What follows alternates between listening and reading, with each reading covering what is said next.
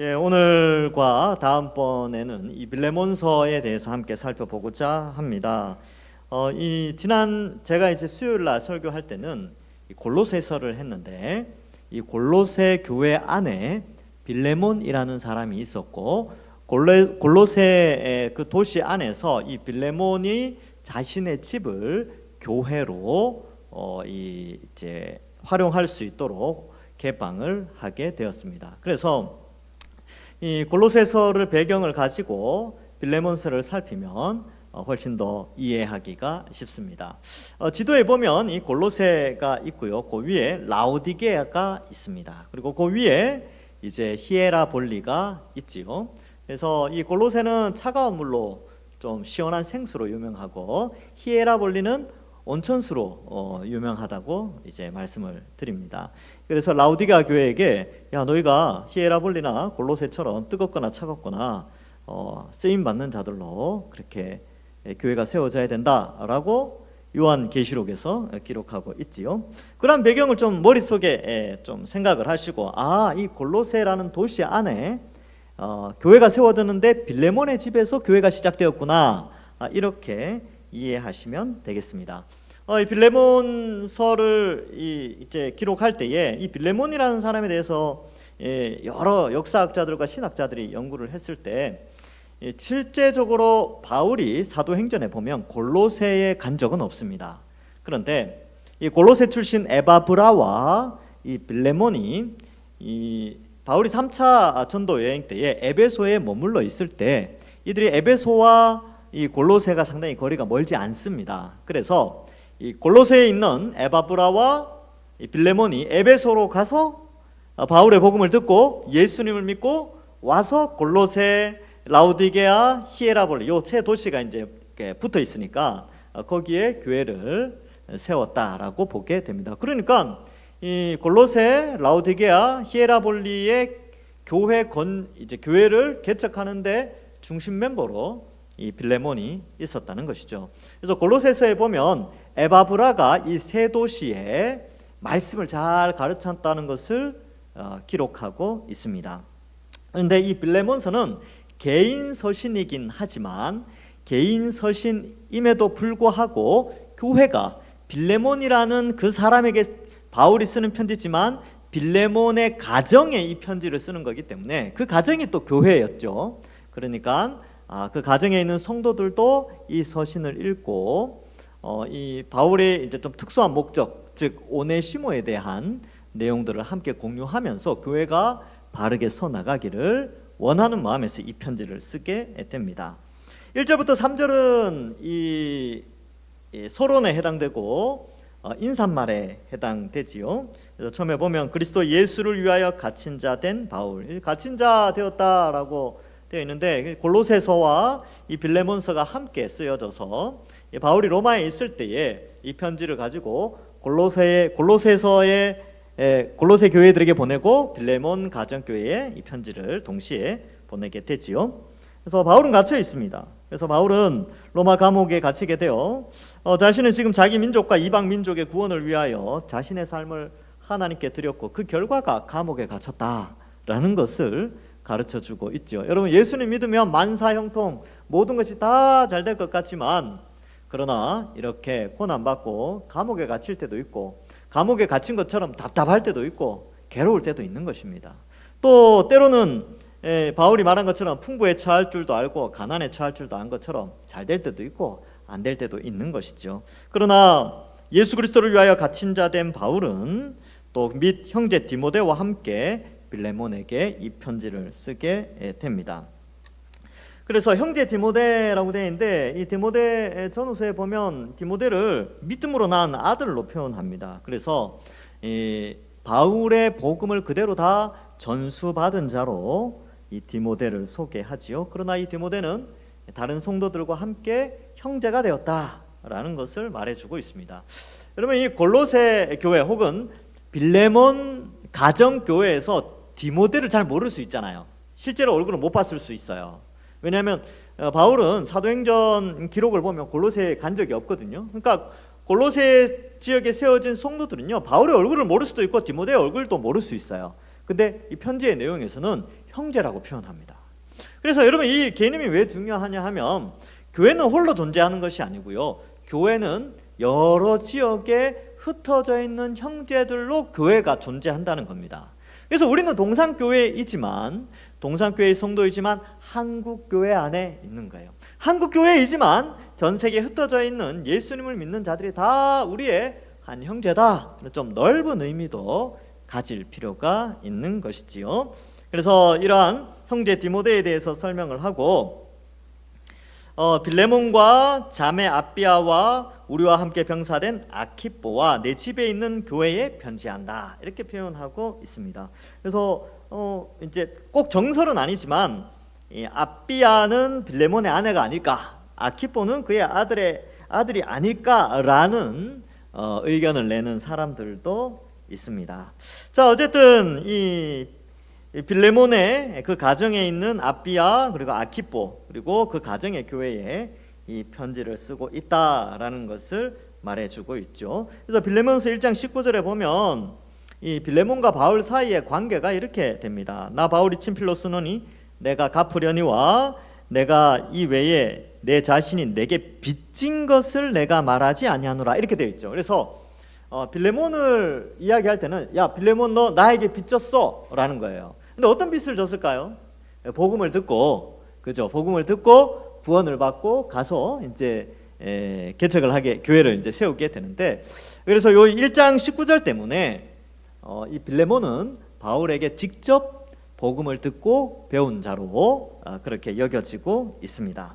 자, 그래서 그 가정에 편지를 하죠. 3절은 대부분의 바울 서신에 나오는 서두 인사말인데 여러분 제가 이제 이 3절을 좀 잘 집중을 했어요. 오늘은 제가 예전에 이거 빌레몬서를 다 연구하고 이렇게 했는데 오늘은 3절을 다시 한번 유심히 봤습니다. 그래서 3절에 뭐가 나오냐 하면 하나님 우리 아버지와 주 예수 그리스도로부터 은혜와 평강이 너희에게 있을지어다. 여기 나오는 은혜와 평강에 대해서 좀 생각을 해봤어요. 그래서 이 오늘따라 오늘 설교를 준비하는데 이 은혜와 평강이라는 이 단어가 제게 너무나 은혜가 되는 거예요. 이게 감동이 되어지는 거죠. 감동. 어떤 감동이 되어지냐 하면 이 은혜라는 단어를 다시 한번 생각해보고 바울과 선물이라는 책, 아주 두꺼운 책이 있어요. 바클레이라는 사람이 쓴 책인데 그 책을 다시 꺼내서 읽어봤습니다. 내가 이 은혜라는 것을, 이 선물이라는 것을 좀 쉽게 생각한 것은 아닌가. 그 책을 이제 살펴보는데 이 은혜라는 것은 일반적으로는 거저 주시는, 공짜로 주는, 자격이 없는 자에게 거저 주는 선물, 이런 의미가 있지요. 근데 그것을 생각하면서 나에게는 어떤 은혜가 주어졌는가? 자격 없는 나에게 도대체 하나님은 어떤 선물을, 어떤 은혜를 내가 부어주었는가? 이걸 생각해 봤어요. 그래서 첫 번째는요, 단회적인 은혜가 있습니다. 단 한 번의 은혜. 그게 뭐냐 하면 나 같은 죄인을 택하여 성령 하나님을 보내어 주시고 예수님 믿게 해주신 거. 과거의 어느 한 시점이겠죠. 그때 단회적인 이 구원의 은혜를 베풀어 주셨고요, 지속적인 은혜, 지속적인 선물을 주시는 것이 있는데 그것이 뭐냐면 바로 이어서 나오는 평강입니다. 이 평강은 은혜의 어떻게 보면 부속물로 은혜를 받은 자, 단회적 은혜를 받은 자에게 지속적 은혜를 베풀어 주시는 하나님의 방식이 이 평강이 아닐까. 이것을 오늘 좀 생각을 해봤어요. 그래서 예수님 믿는 사람들이 나 예수님 믿었습니다 하고 은혜를, 큰 은혜를 받았죠. 그러면 그 큰 은혜를 받고 그 다음에 살아가는 삶 속에서도 하나님의 은혜가 지속되어지는데 그 지속되어지는 특징이 뭐냐 하면 평강. 이 평강이라는 단어가 헬라어로는 에이레네, 히브리어로는 샬롬입니다. 근데 이 평강과 샬롬, 에이레네는 완성될 하나님 나라에서 누릴 하나님 나라에서의 행복을 의미하는데 이것을 이 땅에서 미리 맛보게 해주는 것이 하나님의 자격 없는 우리에게 주시는, 거저 주시는 선물, 지속되어지는 선물이다라는 것을 묵상도 해보고 공부도 해보고 그렇게 했습니다. 그래서 여러분, 우리가 이 땅을 살면서 얼마나 힘듭니까? 인생 사는 게 스트레스도 많고 참 청룡열차 타는 것처럼 이렇게 왔다 갔다 인생이 롤러코스터라 그러죠. 그런 가운데 우리의 삶은요, 이 평강을 빼앗아가는 수많은 요소들이 이 세상에 존재를 해요. 그런데 하나님의 은혜가 어떻게 임하느냐? 구원받은 은혜뿐만 아니라 바로 이 롤러코스터와 같은 수많은 삶의 문제 가운데에서 하나님은 지속적인 은혜, 그게 뭐냐면 평강, 이것을 우리에게 주신다라는 것을 한번 좀 우리가 생각해 봐야 됩니다. 그래서 은혜와 평강이 너희에게 있을지어다. 이런 평강이 뭡니까? 평화 아닙니까? 평화. 수많은 사람들이 이 평화를 오해하고 있어요. 돈이 많으면 평화할 줄 알아요. 건강하면 평화할 줄 압니다. 이게 평강할 줄 알아요. 아니요. 위로부터 성부 하나님과 성자 예수님으로부터 주어지는 평강이 참된 평강입니다. 그래서 어떠한 이제 시한부 인생을 살더라도요, 비록 몸에 고통은 있다 할지라도 하늘로부터 오는 평강이 주어질 때 그가 그 질병 앞에서 평안하게 하나님을 맞이하는 장면을 종종 보게 됩니다. 신앙을 가진 사람들. 또 지독한 가난과 어려움과 여러 가지 삶 속에서 얼굴을 찌푸릴 수밖에 없는 그 상황 속에서도 평화를 누리며 행복을 누리며 웃음을 잃지 않는 사람들도 많이 있어요. 그것이 왜 그러냐? 하나님이 주시는 은혜, 그 은혜로 말미암아 바로 이러한 평강이 그에게 주어지는데, 그것은 인간의 의지, 외부적인 환경에서 주어지는 것이 아니라 위로부터, 여기 보면 우리 아버지와 주 예수 그리스도로부터 은혜와 평강이 우리에게 있을지어다, 우리에게 있다는 것을 말씀하고 있습니다. 여러분, 그래서 예수님 믿으면 뭐가 좋으냐? 이 평강의 은혜를 지속적으로 누릴 수 있는 좋은 점이 있습니다. 이게 진짜 행복이죠. 행복. 다른 게 행복이겠습니까? 이게 행복이, 참 평안을 주시는 것. 그래서 이러한 것들이 이 빌레몬에게, 또 빌레몬의 가정에게, 또 다른 서신서에 보면 각 교회에게 이것이 넘치기를 원하는데, 이러한 행복, 이러한 은혜와 평강이 우리 동산교회 모든 성도들에게도 있기를 주님의 이름으로 간절히 축원합니다. 예, 그래서 단회적 은혜뿐만 아니라 지속적인 은혜를 우리에게 허락하셨고, 그러면 이 은혜가 누구에게 필요한가? 누가 이 은혜와 평강이 누구에게 필요한가? 로마서에는 모든 사람에게 이것이 필요하다, 이것을 기록합니다. 로마서 10장 12절에 유대인이나 헬라인이나 차별이 없음이라 한 분이신 주께서 모든 사람의 주가 되사 그를 부르는 모든 사람에게 부요하시도다. 그래서 하나님은 어쨌든 모든 사람들이 다 구원을 받아, 이 단회적 은혜를 받아 지속적인 은혜, 곧 평강을 누리기를 원하신다. 이 일을 위해서 어떻게 해야 되냐면요, 전도해야 된다라는 것이 이제 로마서 9장, 10장, 11장 뭐 그런 내용이에요. 자, 그래서 이렇게 인사를 하고요, 이제 빌레몬에게 물론 본격적으로 이제 본문을 쓰죠. 내가 항상 내 하나님께 감사하고 기도할 때에 너를 말한다. 그러니까 빌레몬을 생각하니까 감사하다는 거죠. 항상 하나님께 감사하다. 야, 이 사람 보니까 너무 감사하다. 그런 분들 있지 않습니까? 여러분들 주위에, 야, 내가 어떻게 저런 사람을 알게 되었는가? 야, 내가 이 교회 공동체 안에서 동산교회에서 저러한 분을 알게 된 것이 너무나 감사하다. 그런 분들이 있지요. 바울이 지금 그렇다는 거예요. 바울이 빌레몬을 생각하면 너무 감사한 거죠. 이 빌레몬과 에바브라가 에베소에 와서 말씀 배우고 가서 그 지역에, 자기가 있는 지역에서 교회를 세우고 양육하고 자기를 오픈하고 막 그렇게 해서 교회를 세우고 복음을 나타내는 게, 그걸 이제 생각을 하니까 바울이 너무 감사한 거죠.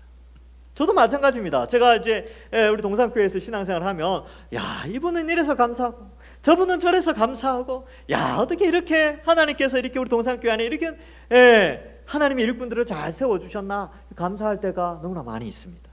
그래서 이 사도 바울도 역시 그렇게 기도할 때마다 너를 말한다, 감사하고 기도한다라는 것이죠. 왜 그러냐 하면 5절에 주 예수와 및 모든 성도에 대한 네 사랑과 믿음이 있음을 들읍니다. 그래서 믿음과 사랑이 항상 붙어갑니다. 이 믿음이 있으면요, 사랑이 나타나요. 하나님 사랑, 이웃 사랑이 나타납니다. 그래서 믿음이 없으면 사랑도 없어요. 믿음이 없는데 어떻게 사랑을 나타내겠습니까? 그래서 믿음이 있는 척하고 형제를 미워하면 그 믿음은 가짜죠. 그래서 믿음과 사랑은 함께 가는데, 이 빌레몬이 교회 공동체를 너무나 아끼고 사랑해서 그 가정을 오픈하고 또 그 믿음을 전수해주고 에바브라와 함께 동역했던 그런 자임을 나타내고 있습니다. 우리는 어떻습니까? 우리도 역시 마찬가지지요. 우리도 믿음과 사랑이 함께 가는 신앙을 가져야 합니다. 그래서 여러분, 우리가 신앙이 있잖아요. 신앙이 있으면 주변에 있는 사람 사랑해야 돼요. 예. 그래서 떠올려 보세요. 아, 내가 그래서 이 사람 좀 안 맞다. 그러면 이제 떠올리고, 아, 그래. 아, 그래도 사랑해야지. 내가 사랑할 수 있는 방법 위해서 기도하고, 어쨌든 그가 좀 선한 길로 열려질 수 있도록 그렇게 기도하는 것, 그게 좀 필요하지 않겠습니까? 그래서 교회 안에서도 마찬가지예요. 교회 안에 여러 가지 갈등이 있고 코드가 안 맞고 그런 분들이 있지요. 그러나 다시 한번 오늘 이 밤에, 그래, 내가 믿음을 가진 자로서 이 사랑을 나타내야 되는데 내가 어떻게 그 사람을 싫어할 수 있느냐, 미워할 수 있느냐.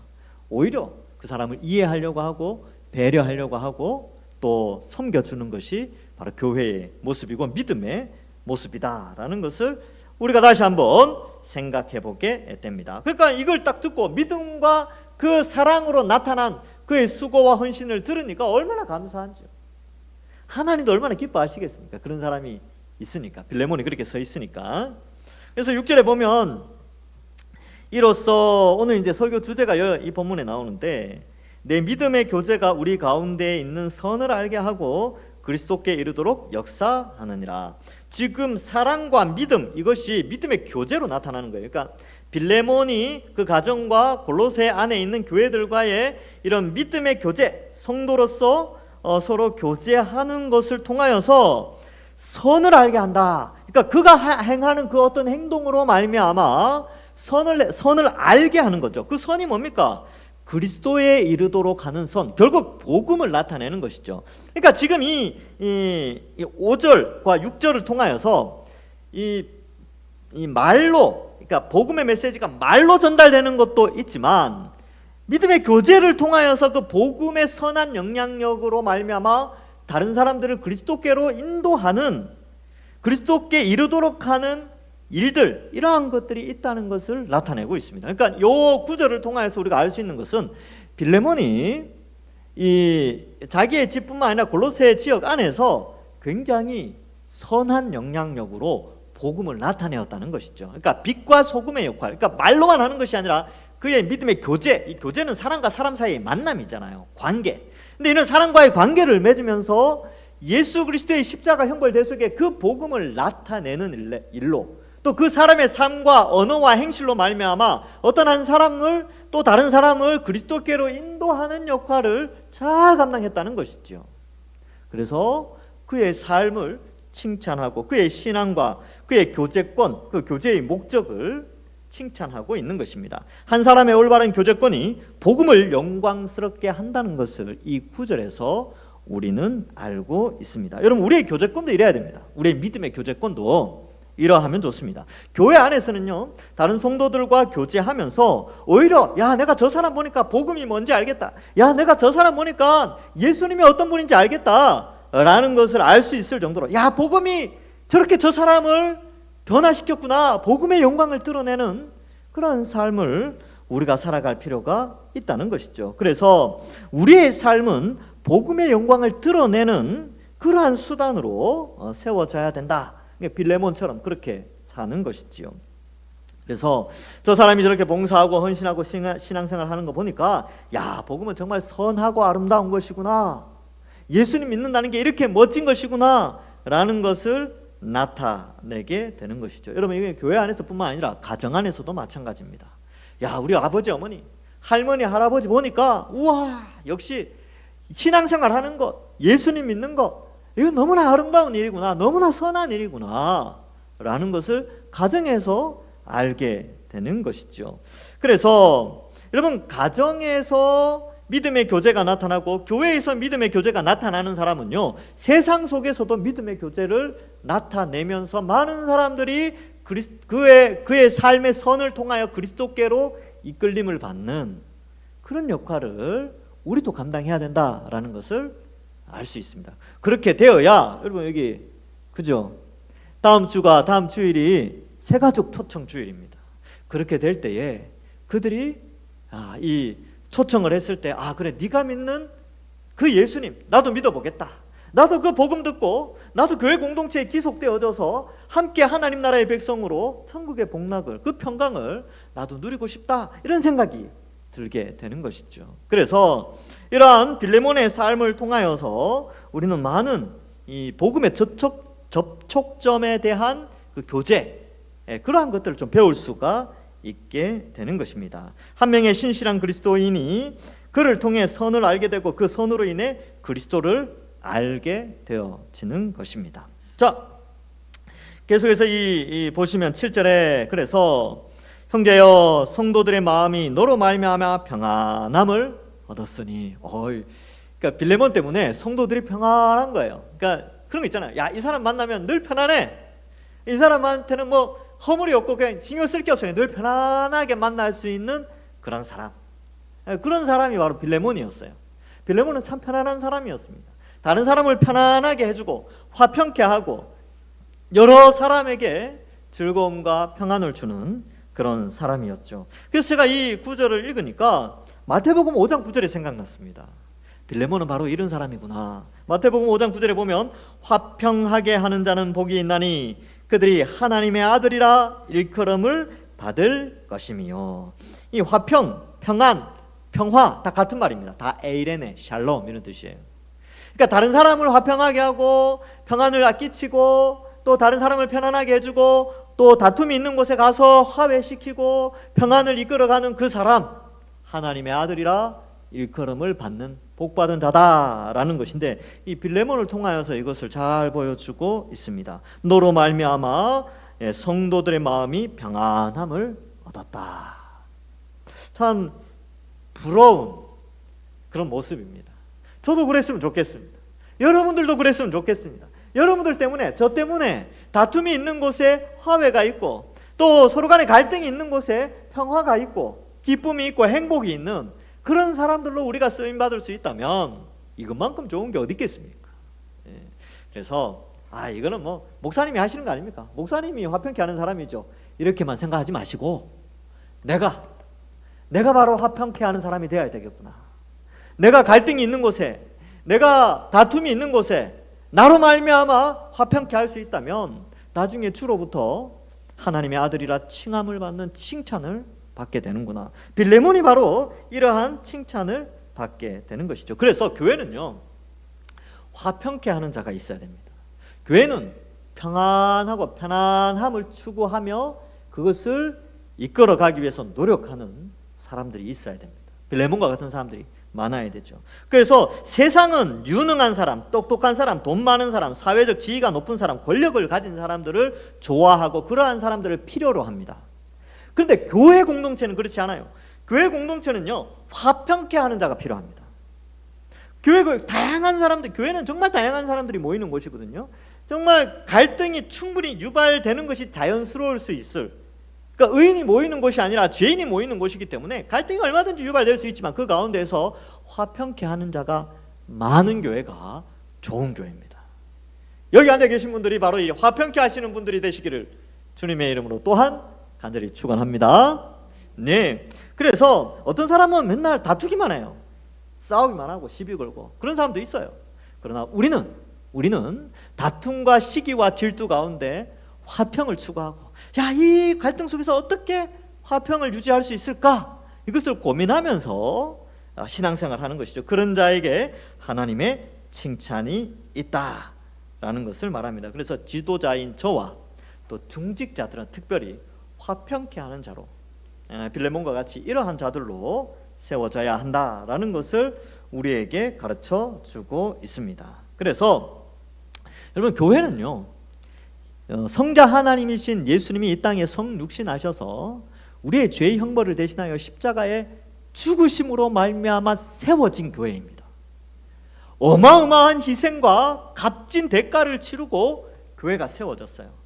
그 교회 안에서는 천국의 화평, 평강이 누릴 수 있는, 천국의 평화를 누릴 수 있는 그런 공동체로 예수님은 세워지기를 원하십니다. 이를 위하여 성령도 보내시고 교회 안에 지도자도 세우시고 또 성령을 통하여 또 성경을 바르게 이해할 수 있도록 하시고 2000년 기독교 역사 속에 성령을 통하여 믿음의 선배들이 성경을 올바르게 해석하는 유산들도 남겨주시고 또 세계 곳곳에서 복음이 전파되어지면서 하나님의 살아계심과 하나님 나라의 확장됨을 눈으로 보여주시면서 하나님은 지금껏 교회가 화평하기를, 또 주의 몸된 교회가 예수 그리스도를 머리로 하여 그의 몸된 각 지체가 서로 평안하게 다툼 없이 귀한 머리 대신 예수님의 통치사역에 동참하기를 예수님은 원하시는 것이죠. 이것을 위해서는요, 교회가 화평해야 됩니다. 함께 연합하고 또 함께 위로하고 격려하며 가는 것이죠. 그래서 이것으로 말미암아 여기 보면 내가 너의 사랑으로, 그러니까 이 믿음의 교제 곧 사랑으로 많은 기쁨과 위로를 받아노라. 얼마나 기뻤을까요? 감옥에서 골로새에서 온 사람들로 말미암아 몇 가지 이야기를 듣고 또 오네시모를 통해서 소식도 듣고 또 오네시모 뒤에 이제 그 배경이 나오는데 이 빌레몬에 대한 그러한 이야기들을 들을 때마다 그에겐 기쁨이 있는 것이죠. 저도 그럴 것 같아요. 여러분들이 이제 제가 여러분들의 삶의 하나하나를 다 볼 수는 없습니다. 근데 누군가에 의해서 A라는 사람이 저에게 와서 B라는 성도에 대해서 막 칭찬을 해요. 야, 그 사람 때문에요, 세상에 이런 문제가 있었는데 그 B라는 사람이 등장해가지고 그 문제를 해결하면서 교회를 평안하게 이끌어 갔습니다. 얼마나 귀한지요. 그 말을 들으면 제가 기분이 어떨까요? 당연히 좋죠. 너무 감사하죠. 기쁘고 감사하고, 때로는 제가 힘들고 지치고 어려울 때도 그러한 사람들, 내가 저로 말미암아 말씀을 배우고 신앙이 자라서 그러한 신앙의 열매들을 맺는 그것을 볼 때 제가 얼마나 위로가 되겠습니까? 힘든 가운데에서. 바울이 그랬다는 거예요. 지금 감옥에 갇혀 있으니까 얼마나 힘들까요? 사람도 못 만나고, 그죠? 구금되어 있고 갇혀 있으니까 얼마나 힘들겠어요. 먹는 것도 뭐 썩 좋지는 않겠죠. 그리고 언제 죽을지 모르는 미래에 대한 불투명성 때문에 심리적으로도 얼마나 그렇겠습니까? 그런데 빌레몬 이야기를 들을 때는 기쁜 거예요. 그리고 위로를 받는 것이죠. 복음이 멈추지 않고, 나는 지금 비록 갇혔지만, 내가 지금 복음을 전해야 되고, 나는 비록 그러한 사명을 띠고 있어서 그 사명을 감당해야 되는데 피치 못할 사정으로 지금 감옥에 갇혔지만, 복음은 살아서 꿈틀꿈틀 역사해서 각 지역에서 이러한 사람들이 등장하여 복음을 나타내고 교회가 든든히 세워져 간다는 것을 들을 때에 그가 감옥에 갇힌 것이 헛되지 않다고 생각을 했겠죠. 예수님은 어땠을까요? 예수님은 빌레몬 같은 사람 딱 보면 어땠을까요? 바울 같은 사람 딱 보면 예수님은, 야, 내가 십자가에 죽은 것이, 십자가에서 이 사람들을 위해서 대신 죽은 것이 헛되지 않겠구나, 헛되지 않구나, 이렇게 생각하시고 기뻐하시는 것이죠. 그래서 우리도 마찬가지입니다. 여러분, 우리가 이러한 사람들이 많은 교회, 저는 우리 동산교회가 지금 그런 교회라고 생각을 합니다. 빌레몬과 같은 사람들이 많아요. 이름도 없이 빛도 없이 섬기고, 그래서 우리 교회는 큰 문제가 없잖아요. 잔잔하잖아요, 그죠? 다 빌레몬 같은 사람들이 많아서 그래요. 자, 이제 본격적으로 8절에 들어가면 개인 편지로 빌레몬에게 이걸 써요. 왜 그러냐 하면 오네시모라는 사람 때문에 그렇습니다. 그래서 8절에 보면, 이러므로 내가 그리스도 안에서 아주 담대하게 내게 마땅한 일로 명할 수도 있으나 도리어 사랑으로서 간구하노라. 나이 많은 나 바울은, 이 표현은 이제 나이로 일단 야, 나 나이 많은 거 알지? 뭐 이런 거죠. 그러니까 내 말을 좀 들어줬으면 좋겠는데, 뭐 이런 뉘앙스가 담겨 있어요. 나이 많은 나 바울은 지금 또 예수 그리스도를 위하여 갇힌 자 되어 갇힌 중에서 낳은 아들 오네시모를 위하여 내게 간구한다. 자, 8절부터 10절을 한꺼번에 읽었는데 이것은 뭐냐 하면, 지금 이제 다음번에도 제가 설명을 한 번 더 하겠는데요, 오네시모라는 사람이 있는데, 이 골로새서에도 보면 오네시모의 이름이 등장하죠. 아주 신실한 주의 일꾼인데, 이 사람의 신분이 종이었습니다. 노예였어요. 그 주인이 누구냐 하면 빌레몬. 그런데 어떻게 했었는지 모르지만 이 오네시모가 이 주인 집을 떠나서 로마의 감옥에 같이 있는 거예요. 일종의 뭐 섭리라고 볼 수 있겠죠. 로마, 저는 이제 뭐 자세한 내용은 안 나오지만 각색을 좀 해보면, 바울이 로마에 갔어요. 그래서 사도행전에 보면 예루살렘에 갔다가 항소해서 천부장한테 보호받아가지고 배 타고 이제 로마로 압송되어지거든요. 로마에 딱 가서 보니까 오네시모라는 사람이 같이 갇혀 있는 거예요. 갇힌 자 중에 낳은 아들 이렇게 표현하니까. 그 오네시모 이야기를 들어보니까 주인이 아는 사람이야. 누구냐면 빌레몬. 빌레몬! 내가 에베소에 갔을 때 에바브라랑 같이 전도했던, 에바브라하고 같이 내가 복음 전했던 사람인데, 야, 너 빌레몬의 종이구나. 이렇게 된 거예요. 그래서 이 오네시모는 이 감옥에서 바울을 통하여서 복음을 듣게 됩니다. 그리고 이제 이 오네시모가 풀려나게 돼요. 자세한 내용은 성경에 안 나오지만, 그리고 이 오네시모와 이 편지와 또 골로새서와 뭐 이런 여러 가지를 가지고 이제 오네시모를 보내게 됩니다. 근데 여러분 2000년 전에 노예나 종이 어떠한 일로 인하여 주인을 거역하여 자기가 거주해야 될 영역에서 벗어나면요, 2000년 전에 종이나 노비는 물건이었어요. 사고 파는 물건, 그렇죠? 그래서 물건이었기 때문에 이 사람이 도망을 갔다든지 죄를 지었을 때는 주인이 그를 죽여도 살인죄에 해당되지 않습니다. 그러니까 정당하게 이렇게 할 수 있게 물건이라고 여겼기 때문에 이렇게 노예죠, 노예. 근데 이 감옥에서 오네시모가 예수님을 믿었어요. 그러니까 어떻게 되냐 하면 나중에 이 10절에 보면 갇힌 중에서 낳은 아들 오네시모 이렇게 돼 있죠. 형제라고 말하지도 않아요. 아들이라고 말하면서 디모데를 믿음으로 낳은 아들 이런 표현을 쓰는데 거의 디모데급으로 오네시모를 표현하고 있습니다. 왜 그러냐 하면 오네시모 용서해 주라는 겁니다. 그리고 오네시모를 받아들이라는 것이죠. 여러분 이것은 2000년 전 로마 사회 속에서는 반사회적 명령이에요. 뭐냐 하면 이 종이 주인을 배신하고 어떤 죄를 짓고 나갔단 말이죠. 나가서 다시 잡혀서 돌아오면 벌을 내리고 죽여야 돼요. 아니면 혹독한 처벌을 내리겠죠. 멍석말이를 한다든지 뭐 때린다든지 그렇게 할 텐데, 나이 많은 바울이 오네시모에 대해서 야, 나 나이 많지? 그리고 빌레몬에게 오네시모 내가 감옥에서 낳은 아들이다, 내 아들이다 라는 것을 말해주고 있어요. 이게 무슨 말입니까? 용서하라는 것이지요. 그래서 자격 없는 자에게 은혜를 베풀어라, 이것을 말해주고 있습니다. 오네시모를 위하여 내게 간구하노라. 구체적인 내용은 다음번에 설명을 해드리겠습니다. 그래서 여기에 보면요, 이 바울은 일단 바울뿐만 아니라 하나님은 바울을 통하여 또 신약 시대에 이 신분을 초월한 하나님의 백성의 그 백성의 어떤 구성 요소를 설명해요. 당시의 나라들은 자유인과 귀족과 종들 뭐 이렇게 나눠져 있었음에도 불구하고 예수님을 믿는 모든 사람들은 한 하나님의 백성이라는 개념이 있었어요. 그러니까 신분의 차별을 두지 않는 거죠, 구원에 있어서는. 그러나 에베소서에 보면 또 골로새서에 보면 그러나 종은 종의 위치에서 하나님께 영광을 돌려 상전에게 순종하라고 또 이야기를 합니다. 그러니까 사회 질서를 어지럽히지는 않지만, 그러나 종이나 어떠한 사람이나 다 하나님의 백성이기 때문에 존중해줘야 된다라는 것을 강조하고 있습니다. 그래서 바울 서신에 보면 이런 내용이 굉장히 많이 나와요. 고린도전서 12장 13절에 보면 우리가 유대인이나 헬라인이나 종이나 자유자나 다 한 성령으로 세례를 받아 한 몸이 되었고 또 다 한 성령을 마시게 하셨느니라. 갈라디아서 3장 28절에 너희는 유대인이나 헬라인이나 종이나 자유인이나 남자나 여자나 다 그리스도 예수 안에서 하나이니라. 옛날에는 여자도 숫자에 넣지도 않았거든요. 근데 다 하나다, 남녀 다 똑같다, 다 구원 공동체다. 유대인 회당에 여자는 들어갈 수도 없었어요. 근데 이제 기독교 공동체는 다 같이 예배 드리는 거죠.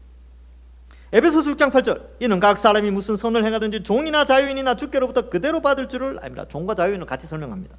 골로새서 이제 골로새 교회죠. 골로새서 3장 11절 거기에는 헬라인이나 유대인이나 할레파나 무할레파나 야만인이나 스구다인이니 종이나 자유인이 차별이 있을 수 없나니 오직 그리스도는 만유시오 만유 안에 계시니라.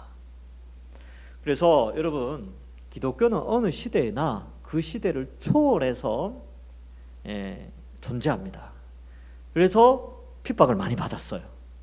그래서 사회 질서를 어지럽힌다. 그래서 이제 그렇게 하죠. 그러니까 칼빈이 기독교 강요를 쓴 이유도 기독교에 대한 오해를 풀어주기 위해서 썼어요. 황제에게 그런 내용들이 있습니다.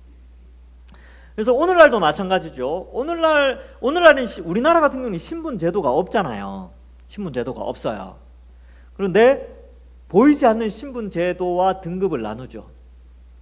어느 지역 출신이냐, 어느 학교 출신이냐, 그리고 경제적 수준이 어디냐, 가방끈이 얼마나 학벌이 어느 정도 되느냐, 또 외모는 어떠냐, 정치색은 어떠냐, 이런 것들로 사람들을 등급을 나눠요. 근데 여러분, 교회는 등급이 없어요. 교회는 한 지체요, 한 공동체입니다. 빨간색이면 어떻고 파란색이면 어떻습니까? 예, 뭐 이 지역이면 어떻고 저 지역이면 어떻습니까? 이쪽 사투리 쓰고 저쪽 사투리 쓰면 어떻습니까? 다 그리스도 안에서 한 지체요, 한 가족입니다.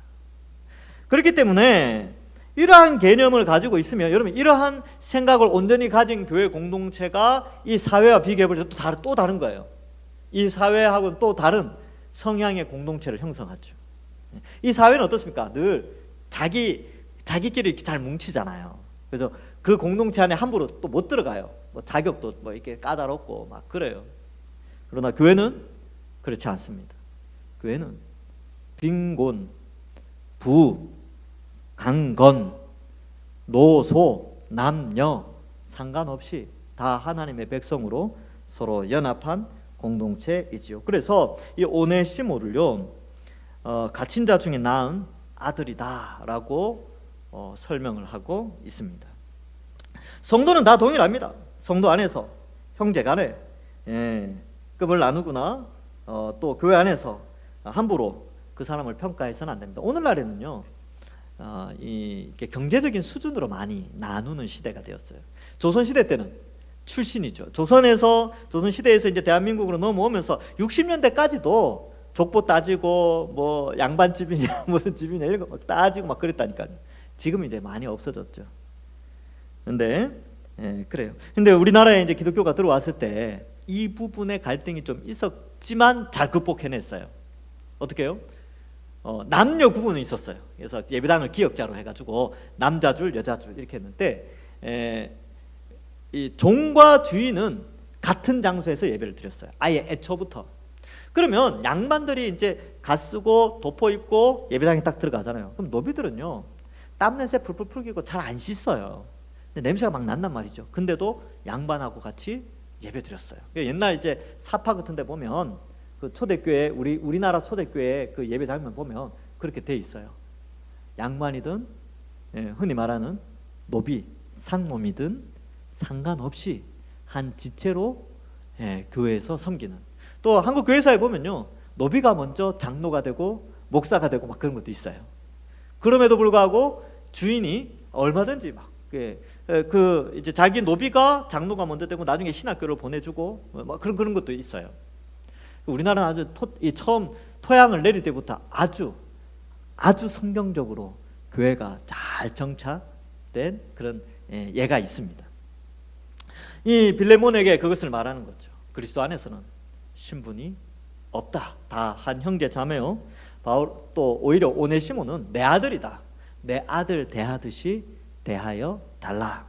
여러분, 말씀을 맺습니다. 여러분, 우리가 믿음의 교제, 교회 공동체 안에서 믿음의 교제는 어떻게 해야 됩니까? 우리가 어떠한 교제를 해야 다른 사람들이 나를 통하여 예수 그리스도를 알게 되고, 우리가 어떠한 삶을 살아야 세상 사람들이 야, 저 사람들 보니까 그리스도 예수님 믿는 것이 이렇게 아름다운 것이구나 라는 것을 알 수 있을까요?